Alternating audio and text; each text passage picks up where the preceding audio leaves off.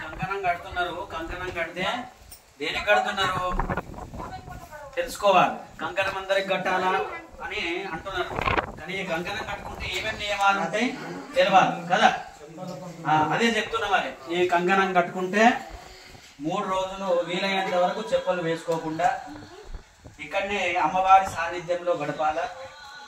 నోట్లో నుంచి మంచి మాటలే రావాలి, చెడు మాటలు రావద్దు. ఇంకా అమ్మవారి సాన్నిధ్యంలో ఉండి ఈ పంతులు ఏమేమి చెబుతున్నాడో అది వినుకుంటా ఉండాలి. కంకణం కడతా జనగాం పోయేస్తా అంటే కుదరదు. ఏమంటున్నా, ఇక్కడనే ఉండి అమ్మవారి సాన్నిధ్యంలో ఉండి